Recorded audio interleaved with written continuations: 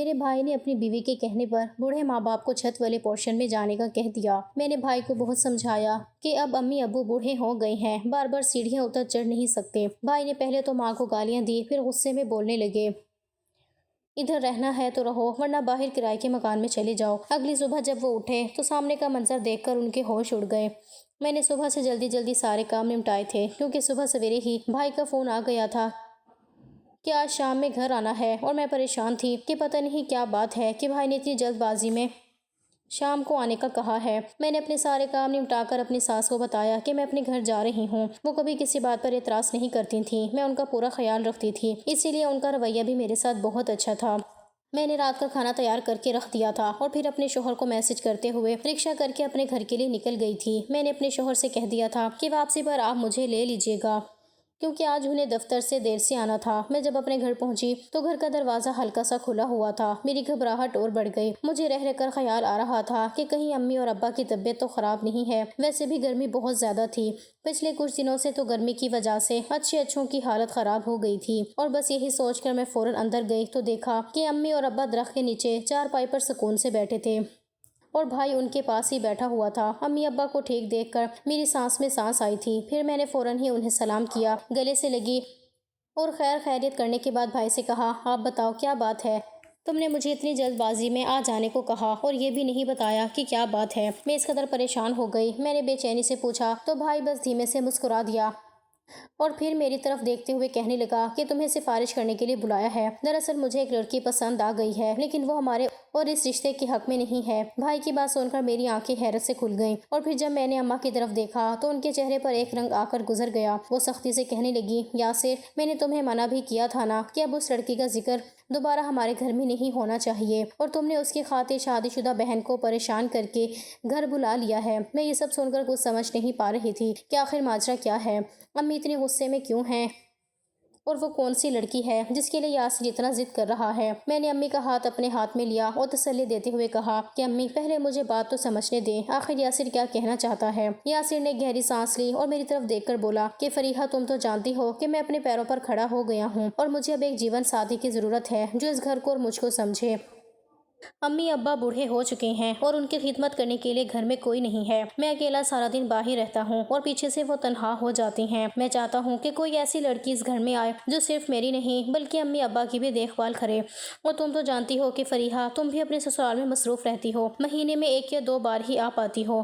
میں یہ سب سن کر سوچ میں پڑ گئی۔ یاسر کی بات میں وزن تو تھا، کیونکہ سچ میں امی ابا کی عمر بہت ہو چکی تھی اور وہ واقعی تنہائی کا شکار تھے، لیکن مجھے یہ سمجھ نہیں آ رہا تھا کہ یاسر اس قدر پریشان کیوں ہے اور امی اس رشتے کے خلاف کیوں ہیں۔ میں نے یاسر سے پوچھا کہ تم کس لڑکی کی بات کر رہے ہو اور وہ کہاں کی رہنے والی ہے، تو یاسر نے بتایا کہ وہ اس کے دفتر میں ہی کام کرتی ہے اور وہ بہت شریف اور نیک لڑکی ہے۔ میں نے امی کی طرف دیکھا جو اب بھی خاموش بیٹھی تھیں۔ ان کی آنکھوں میں ایک عجیب سی ویرانی تھی، جیسے وہ اس رشتے سے ڈر رہی ہوں۔ میں نے امی سے کہا کہ امی، اگر وہ لڑکی نیک ہے اور وہ یاسر کو پسند کرتی ہے تو ہمیں اس رشتے پر غور کرنا چاہیے، ہو سکتا ہے وہ لڑکی اچھی ہو اور ہمارے گھر میں آ کر سب کو خوش رکھے۔ امی نے میری طرف دیکھا اور بہت دھیمی آواز میں بولی، بیٹا، میں نے کبھی کسی کو منع نہیں کیا، لیکن یاسر جس لڑکی کے بارے میں بات کر رہا ہے وہ مجھے ٹھیک نہیں لگ رہی۔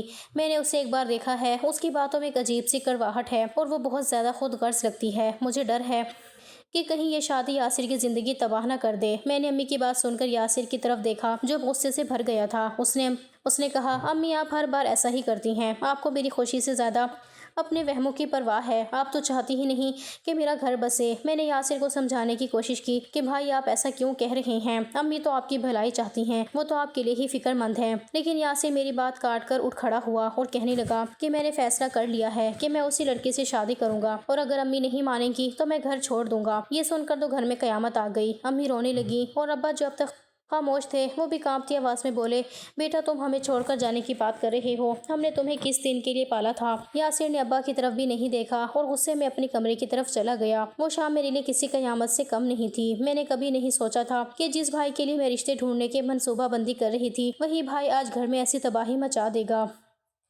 میں نے امی کو پانی پلایا اور انہیں سنبھالنے کی کوشش کی، لیکن ان کے آنسو رکنے کا نام ہی نہیں لے رہے تھے۔ میں نے سوچا کہ شاید کل تک سب ٹھیک ہو جائے گا اور غصہ ٹھنڈا ہو جائے گا، لیکن مجھے کیا معلوم تھا کہ یہ تو محض ایک طوفان کی شروعات تھی جو ہمارے پورے گھر کو تہس نہس کرنے والا ہے۔ میں وہاں رک نہیں سکتی تھی کیونکہ میرے شوہر کا فون آ گیا تھا کہ وہ مجھے لینے کے لیے آ رہے ہیں۔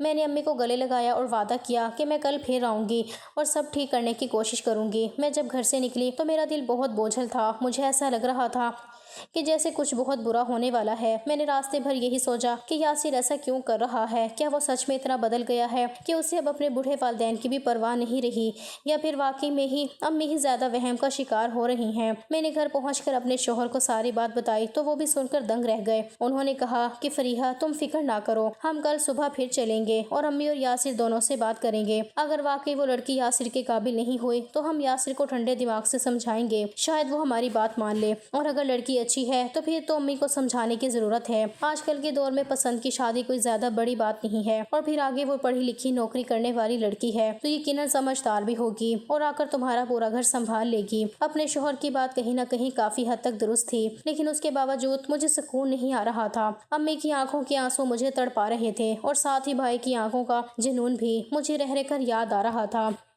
میں نے رات بھر کروٹیں بدلتے ہوئے گزاری۔ صبح کی پہلی کرن کے ساتھ ہی میں نے تیاری شروع کر دی۔ ساس نے مجھے ناشتہ دیا لیکن میرا دل نہیں مانا۔ میں نے جلدی جلدی سب کچھ نمٹایا اور اپنے مائکے کی طرف چل پڑی۔ رات سے میں سوچتی رہی کہ کیسے یاسر کو قائل کروں کہ وہ اپنی ضد چھوڑ دے اور امی ابا کے دل کو سکون پہنچائے۔ جب میں اپنے گھر پہنچی تو دروازہ کھلا تھا۔ اندر داخل ہوتے ہی میں نے دیکھا کہ یاسر کمرے میں اپنا سامان پیک کر رہا تھا۔ میں نے اندر جا کر السلام علیکم کہا تو یاسر نے میری طرف دیکھا تک نہیں، بس اپنا سامان سمیٹنے میں لگا رہا۔ میں نے پوچھا، یاسر یہ کیا کر رہے ہو تم نے کہا تھا نا کہ تم شادی کرو گے تو اس گھر میں رونق آئے گی، پھر یہ سامان کیوں سمیٹا جا رہا ہے؟ یاسر نے ایک سرد آہ بھری اور کہا، فریحہ تم نہیں سمجھو گی، یہاں کا ماحول مجھے گھٹن دے رہا ہے۔ امی ابا ہر وقت ٹوکتے ہیں کہ یہ کیوں کیا، وہ کیوں کیا، میں مزید برداشت نہیں کر سکتا۔ میں نے حیرت سے پوچھا، ٹوکتے ہیں یا پیار سے سمجھاتے ہیں؟ یاسر وہ صرف اپنی محبت جتانا چاہتی ہیں۔ یاسر نے اپنا بیگ ایک زوردار جھٹکے سے فرش پر پٹکا اور غصے سے میری طرف گھور کر بولا، تم لوگ ہمیشہ اپنی مرضی ہم پر تھوپنا چاہتے ہو۔ فریحہ تم تو خود شادی شدہ ہو اور اپنے سسرال میں آزادی سے رہتی ہو، پھر مجھے کیوں روکا جا رہا ہے؟ میں نے اسے بہت پیار سے سمجھانے کی کوشش کی کہ یاسر، آزادی اور بدتمیزی میں فرق ہوتا ہے۔ امی ابا تمہیں روک نہیں رہے بلکہ تمہیں زندگی کے تجربات بتا رہے ہیں، لیکن وہ میری بات سننے کو تیار ہی نہیں تھا۔ اس نے صاف کہہ دیا کہ اگر میں نے اس لڑکی سے شادی نہ کی تو وہ گھر چھوڑ کر چلا جائے گا۔ امی کے آنسوں نے میرا دل چھلنی کر دیا تھا۔ وہ مسلسل روئے جا رہی تھیں اور کہہ رہی تھیں کہ بیٹا ہم تمہاری خوشی کے خلاف نہیں ہیں، بس ہمیں اس لڑکی کے بارے میں کچھ باتیں ایسی معلوم ہوئی ہیں جو ہمیں بے چین کرتی ہیں۔ لیکن یاسر کسی کی سننے کو تیار نہیں تھا۔ اس کی آنکھوں میں ایک عجیب سا جنون تھا جو مجھے ڈرا رہا تھا۔ میں نے سوچا کہ شاید ضد کرنے سے یہ اور زیادہ بکھر جائے گا، اس لیے میں نے امی کو منایا کہ ہم ایک بار اس لڑکی کے گھر چلتے ہیں، ہو سکتا ہے مل کر ہمیں وہ لڑکی ٹھیک لگے اور امی کا وہم دور ہو جائے۔ امی پہلے تو تیار نہیں ہو رہی تھیں، لیکن میرے بہت اصرار پر وہ راضی ہو گئیں کہ چلو ایک بار دیکھ لیتے ہیں، شاید ہم ہی غلط فہمی کا شکار ہوں۔ اگلے دن ہم نے یاسر کو بھی ساتھ لیا اور ہم اس لڑکی کے گھر پہنچ گئے۔ وہ ایک بڑا سا گھر تھا اور ان کے رہن سہن سے لگ رہا تھا کہ وہ کافی امیر ہیں۔ جب ہم اندر داخل ہوئے تو ان کے گھر والوں کا رویہ بہت عجیب تھا۔ ان کی والدہ نے ہمیں ایسی نظر سے دیکھا جیسے ہم ان کے برابر کے نہیں ہیں۔ یاسر تو ان کی خوشامد میں لگا ہوا تھا، لیکن امی اور میں مسلسل ان کے رویے کو نوٹ کر رہے تھے۔ یاسر کی پسند کی گئی وہ لڑکی جب کمرے میں آئی تو اس نے ہمیں سلام کرنے کی زحمت بھی نہیں کی، بس ایک صوفے پر بیٹھ کر موبائل میں مگن ہو گئی۔ اس کے والد نے بات شروع کرتے ہی عجیب و غریب مطالبے رکھ دیے۔ وہ کہنے لگے کہ ہمیں یاسر سے کوئی مسئلہ نہیں ہے، لیکن ہماری بیٹی کو آسائشوں کی عادت ہے، ہمارے گھر میں نوکر کام کرتے ہیں اور ہم چاہتے ہیں کہ شادی کے بعد یاسر ان سب باتوں کا خیال رکھے۔ گھر میں 2-3 ملازم تو ہونے چاہیے اور حق مہر میں یاسر کو اپنا گھر ہماری بیٹی کے نام لکھنا ہوگا۔ ان کی اس بات پر میں نے امی کی طرف دیکھا تو ان کا چہرہ زرد پڑ گیا تھا۔ وہ یہ سن کر کانپ رہی تھیں کہ یہ لوگ رشتہ نہیں کر رہے بلکہ ایک سودا کر رہے ہیں۔ یاسر جو ان کی ہر بات پر سر ہلا رہا تھا، اسے اپنے ماں باپ کی عزت کا ذرا بھی خیال نہیں تھا۔ ان کے والد نے مزید کہا کہ ہمیں ولیمے کی تقریب تقریباً 1000 لوگوں کی اور ایک بہت بڑے اور مہنگے ہال میں کرنی ہوگی۔ ان کے سارے مہمان شریک ہوں گے اور وہ سب ہائی سوسائٹی سے ہیں، اسی لیے وہ اپنی ناک نہیں کٹوانا چاہتے۔ یہ سن کر تو میری برداشت جواب دے گئی۔ میں نے ہمت کر کے کہا کہ کیا آپ لوگ رشتے کی بات کر رہے ہیں یا کوئی کاروباری معاہدہ کر رہے ہیں جس میں میرے ماں باپ کا سالوں کی محنت سے بنایا ہوا گھر آپ اپنی بیٹی کے نام کروانا چاہتے ہیں؟ وہ گھر میرے بھائی نے نہیں بلکہ میرے ماں باپ نے بنایا ہے۔ اس لڑکی کے والد نے مجھے حقارت سے دیکھا اور کہا کہ یہ ہماری شرائط ہیں، اگر منظور ہے تو ٹھیک، ورنہ آپ لوگ جا سکتی ہیں۔ یاسر اس وقت اپنی ماں کی طرف دیکھنے کی بجائے نیچے زمین دیکھ رہا تھا۔ مجھے اس لمحے احساس ہوا کہ یاسر کتنا بے بس اور کتنا بدل گیا ہے۔ وہ اس لڑکی کی محبت میں اتنا اندھا ہو چکا ہے کہ اسے یہ بھی نظر نہیں آ رہا کہ اس کے ماں باپ سے ان کی زندگی بھر کی کمائی چھیننے کی بات ہو رہی ہے۔ واپسی کے راستے میں گاڑی میں سناٹا چھایا ہوا تھا۔ امی نے ایک بار بھی یاسر سے کچھ نہیں کہا، بس وہ کھڑکی سے باہر دیکھتی رہی اور ان کی آنکھوں سے خاموش آنسو بہتے رہے۔ مجھے تب شدت سے احساس ہوا کہ امی جو کہہ رہی تھیں وہ بالکل سچ تھا۔ اس لڑکی کی باتوں میں اور اس کے گھر والوں کے انداز میں واقعی ایک عجیب سی کرواہٹ اور خود غرضی تھی جو یاسر کو نظر نہیں آ رہی تھی۔ میں نے یاسر کا ہاتھ پکڑ کر اسے سمجھانے کی آخری کوشش کی کہ یاسر تم دیکھو، کیا تم ایسے لوگوں کے ساتھ اپنی زندگی گزار سکو گے جو نہ ہی ہمیں اپنے قابل سمجھتے ہیں اور نہ ہی انہیں رشتوں کی اہمیت کا اندازہ ہے، بلکہ وہ پیسے کے ترازوں میں اس رشتے کو تول رہے ہیں۔ لیکن یاسر نے پھر بھی وہی جواب دیا کہ میں اس لڑکی سے محبت کرتا ہوں اور مجھے اس سے کوئی فرق نہیں پڑتا کہ اس کے گھر والے کیا کہتے ہیں۔ رہی بات گھر اس کے نام کرنے کی تو اس میں کیا برائی ہے، وہ گھر میرا ہے اور اگر میری بیوی کے نام پر بھی ہو تو کوئی بڑی بات نہیں ہے۔ رہی بات اماں ابا کی تو اماں ابا نے وہ گھر میرے لیے ہی بنوایا تھا۔ ابا ہمیشہ یہی کہتے تھے کہ یہ گھر میرے بیٹے کا ہے، تو اب آخر میری خوشی کی خاطر یہ گھر میری بیوی کے نام کرنے میں کیا مسئلہ ہے؟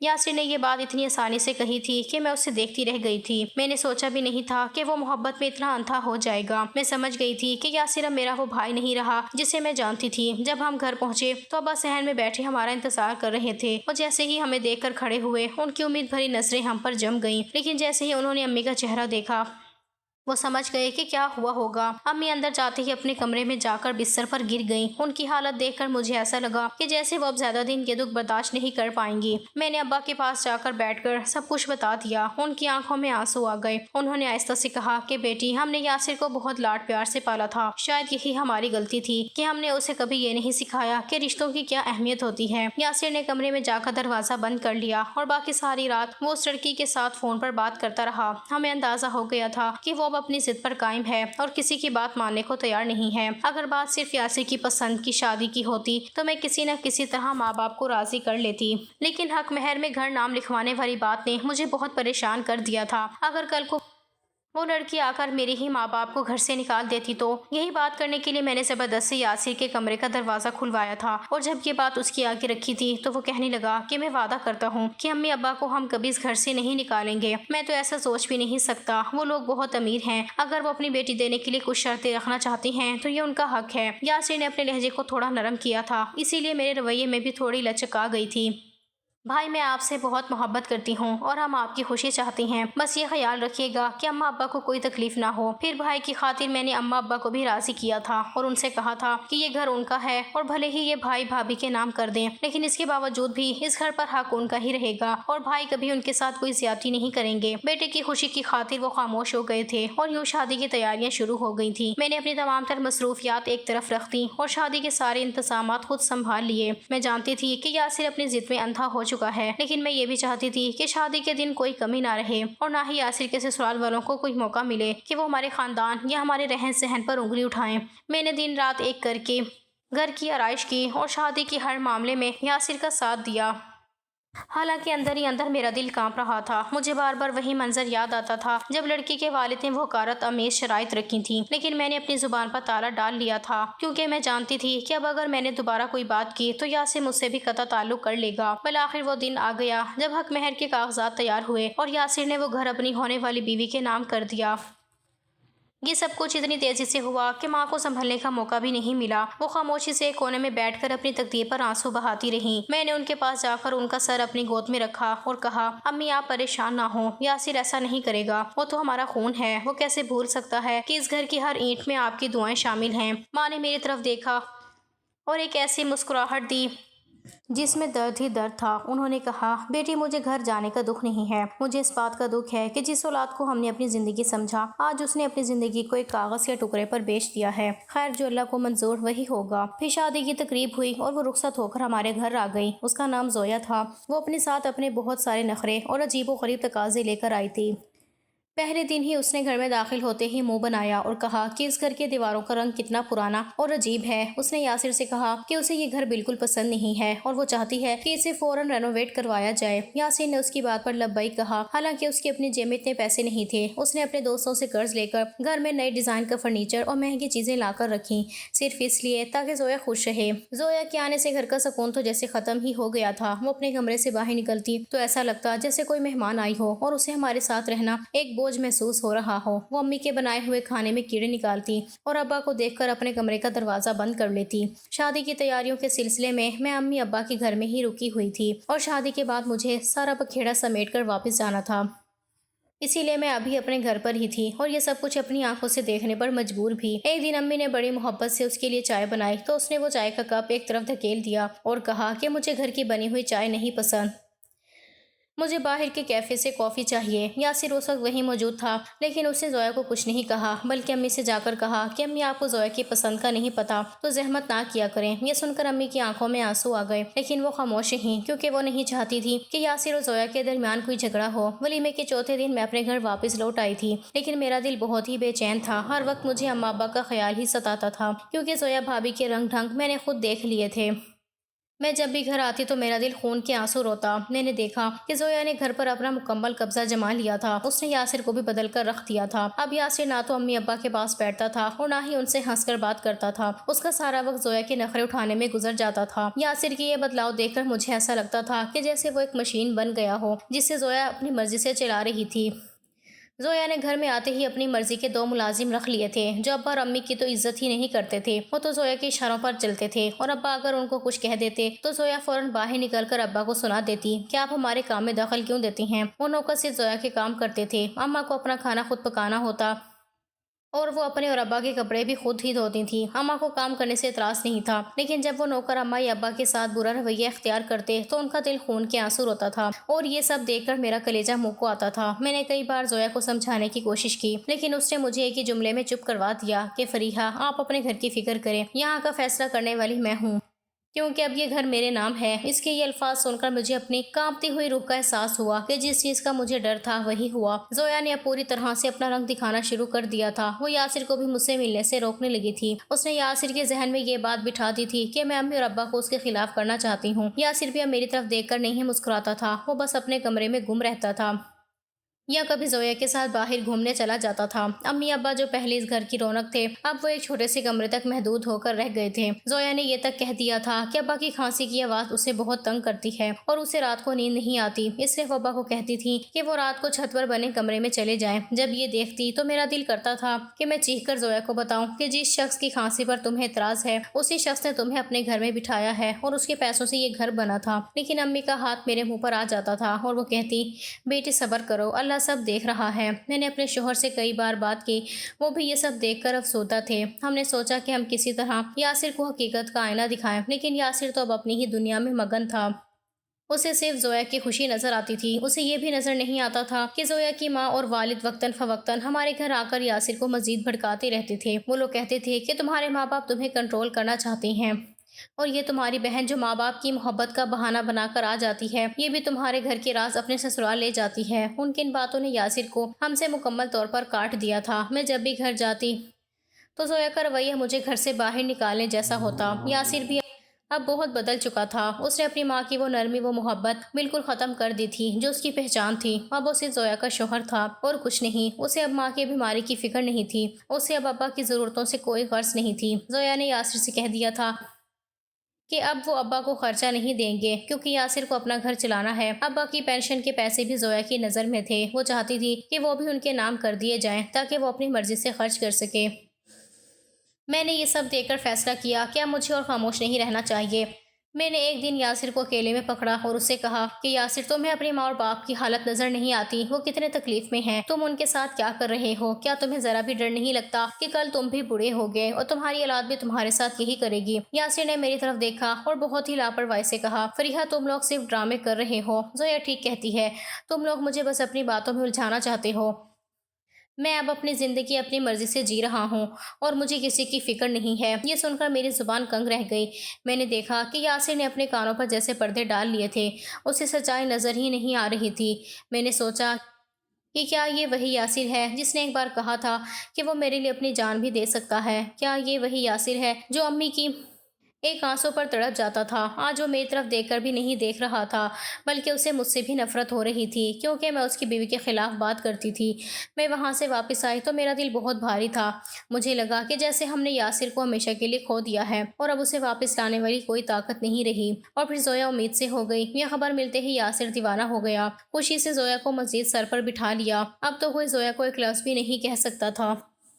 میں نے بھی تنگ آ کر گھر جانا چھوڑ دیا تھا کہ وہاں جا کر میرا ہی دل جلتا تھا۔ امی ابا سے میں فون پر خیر خیریت کر لیا کرتی تھی۔ پھر ایک دن اماں نے روتے ہوئے بتایا کہ تمہارے ابا کی کھانسی کی وجہ سے زویا کہتی ہے اسے نیند نہیں آتی اور وہ اب ہمیں مستقل طور پر اوپر چھت پر بنے اسٹور روم میں شفٹ کرنا چاہتی ہے، اور یاسر کو بھی اب اس بات پر کوئی اعتراض نہیں۔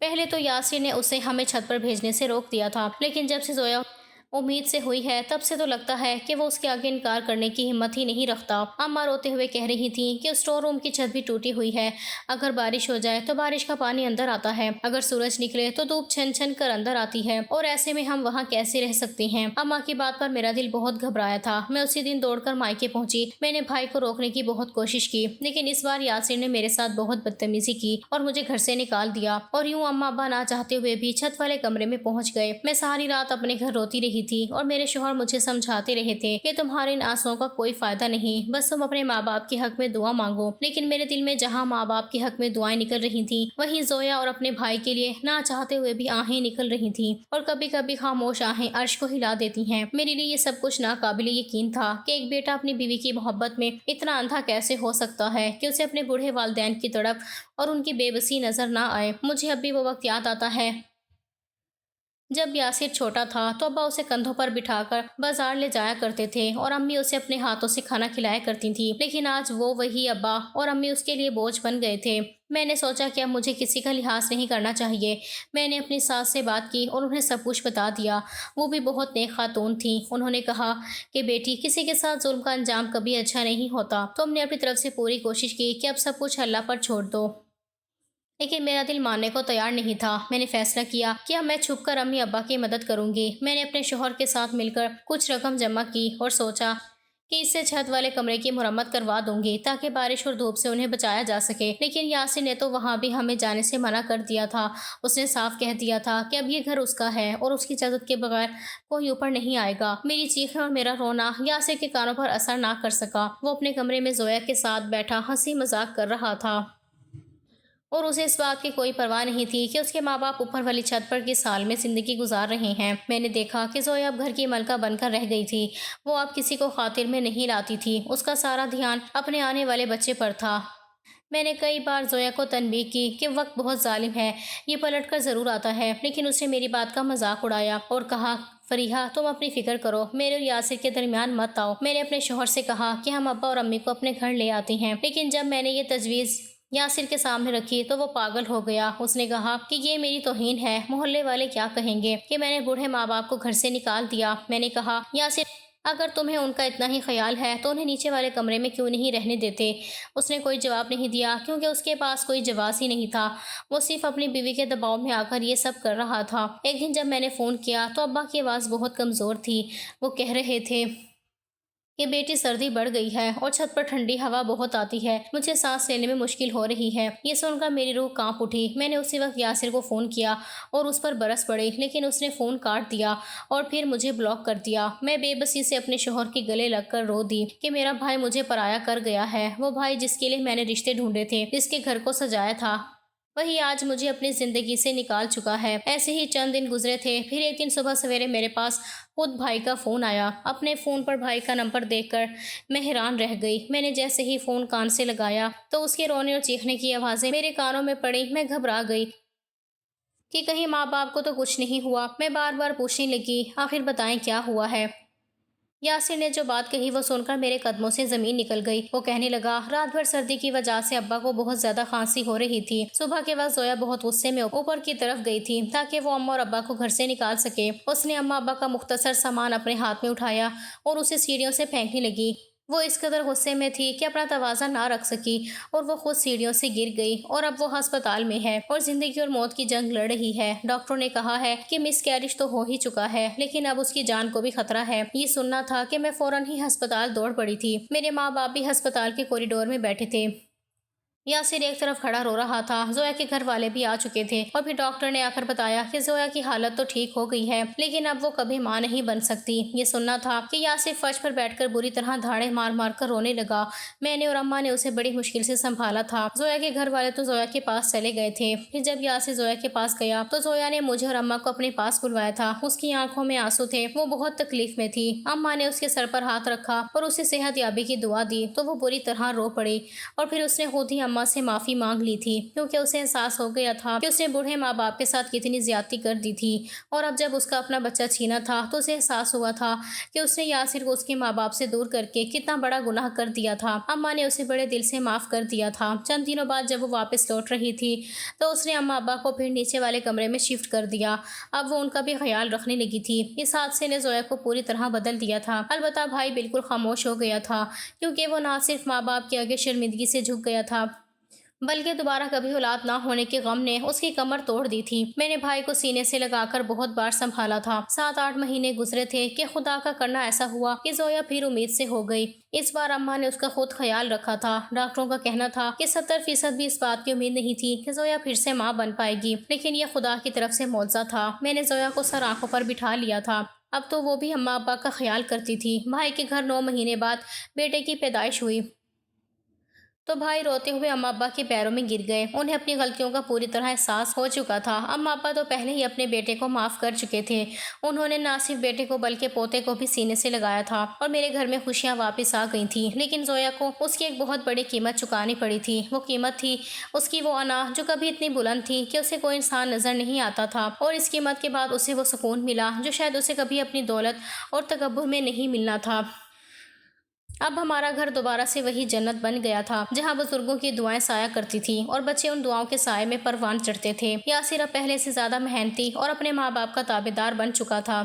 وہ کبھی کبھی اکیلے میں بیٹھ کر روتا تھا اور کہتا تھا کہ فریحہ، میں نے اپنی زندگی کے وہ قیمتی سال برباد کر دیے جب مجھے والدین کی خدمت کرنی چاہیے تھی۔ میں تو بس ایک خواب میں کھو گیا تھا، لیکن اب میں سمجھ گیا ہوں کہ جنت تو ماں کے قدموں میں ہے اور باپ کی رضا میں اللہ کی رضا ہے۔ ہم سب اس بات پر اللہ کا شکر ادا کرتے تھے کہ اس نے وقت رہتے ہی ہمیں وہ راستہ دکھا دیا جس پر چل کر ہم اپنی آخرت اور دنیا دونوں سنوار سکتے تھے۔ زویا اب ایک مکمل طور پر تبدیل شدہ انسان تھی۔ وہ اب کبھی کسی کو برا بھلا نہیں کہتی تھی اور نہ ہی کسی کی ضرورت کو حقیر سمجھتی تھی۔ اس کا رویہ اب وہی تھا جو ایک بہو کو اپنی ساس کے ساتھ رکھنا چاہیے۔ وہ اب باقاعدگی سے امی کے ساتھ کچن میں وقت گزارتی تھی اور ابا کی طبیعت کا خود خیال رکھتی تھی۔ وہ ابا کے ساتھ بیٹھ کر ان کی پرانی باتیں سنتی تھی اور ان کے چہرے پر مسکراہٹ لانے کی کوشش کرتی تھی۔ یہ سب دیکھ کر میری آنکھوں میں خوشی کے آنسو آ جاتے تھے کہ بالآخر اللہ نے میری دعائیں سن لی اور میرا بکھرا ہوا خاندان ایک بار پھر متحد ہو گیا تھا۔ اور میں جانتی تھی کہ یہ سب اس لیے ممکن ہوا کیونکہ میرے والدین کے دل میں کوئی کینہ نہیں تھا۔ انہوں نے اولاد کو ہمیشہ معاف کیا اور اسی لیے ان کی دعائیں کام کر گئیں۔